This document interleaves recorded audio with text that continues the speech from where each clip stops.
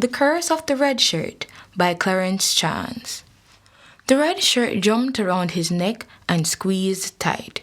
His hands reached up. In vain, he tried to release himself from its grip. The harder he pulled at it, the tighter it closed itself around his neck. He gulped and staggered. He could not breathe. The shirt was emptying his lungs, sucking the oxygen from his brain. He was going to die. Then, with one last surge of strength and will, he pulled with all his might and awoke, frightened. He felt sweat like a river pouring down his face. Even the fruit of the loom briefs he was wearing were almost entirely wet, and his body was dripping from the noxious nocturnal exertions of fear. Again, the dream of the red shirt had come to him. Again, it seemed to be suggesting something that he did not quite understand. His mind reached back far to 25 years ago when he came to hate the red shirt. It was around the time Hurricane Allen had struck the island. He was working with the Jamaica Defense Force Engineering Division and had gone to St. Mary as a member of a team mandated to set up drains and culverts to minimize flooding and land slippages in future storms. As luck would have it, the other men had gone to Highgate and the vehicle had broken down. Robert Lynch was therefore stranded in a little district. Around 6 o'clock the next morning, he decided to try to make it home to Kingston on his own.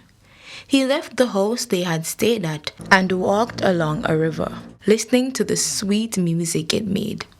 At some points, its waters gently romanced the river stone. At other points, it scored the faces of the stone with vigor and violence. He imagined there must be shrimps in the river. Then he saw the rose apple trees at the water's edge, remembered his early days in St. Anne, and a childlike nostalgia overwhelmed him.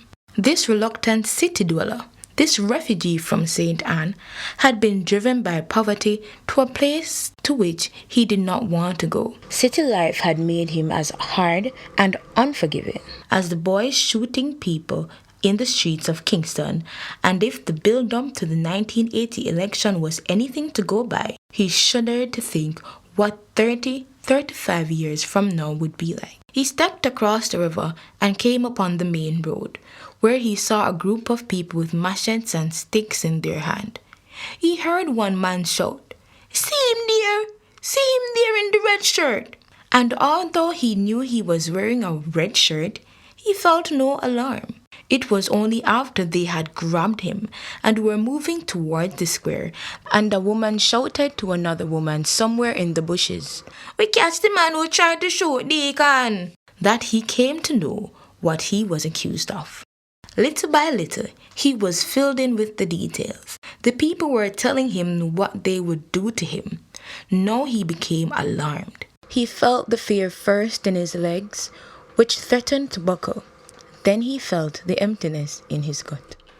His heart pounded heavily in his chest. The deacon had brought people to market in town in his truck. On his return, someone had fired at him. The people waited until Deacon came. He identified Robert Lynch as the shooter. "Yes," he said. "That is the man. That is the man in the red shirt."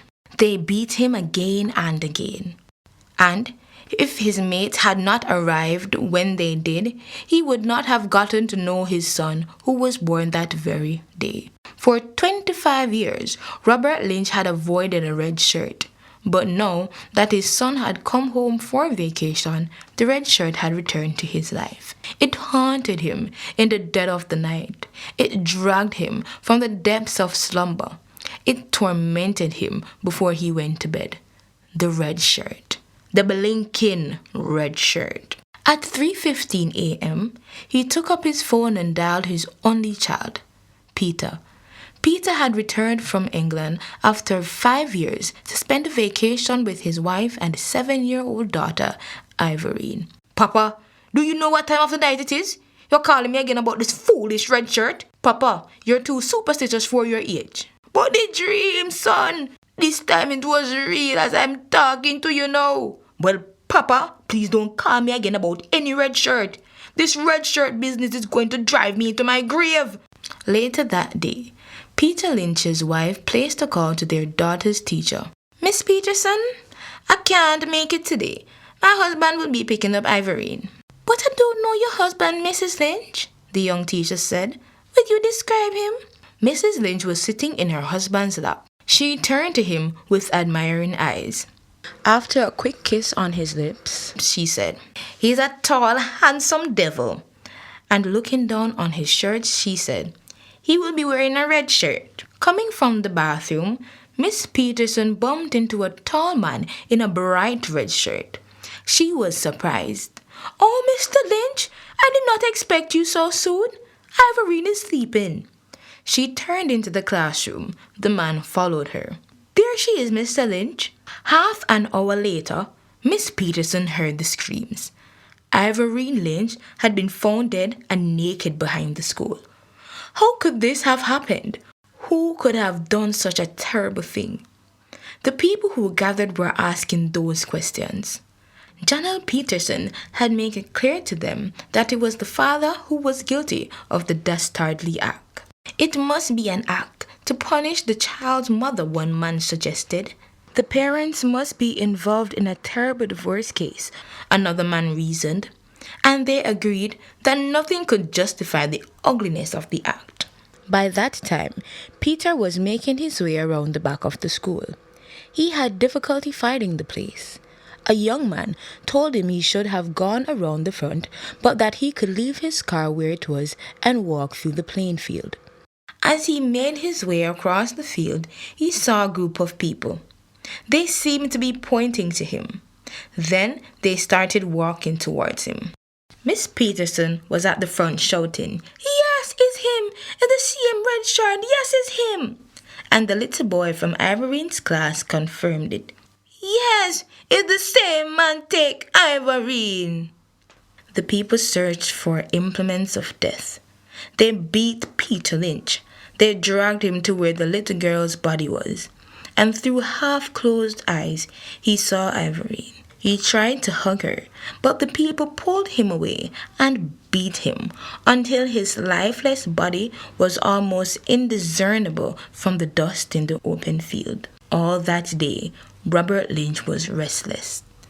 Eventually, he left home to go find his son in Portmore. The boy is in danger, he told himself. The boy is in grave danger.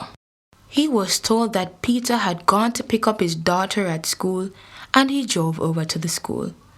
Not even the darkness of his dreams could have prepared him for what he saw. His granddaughter, his son, his only child. The shirt, he cried. The blinking red shirt! The end.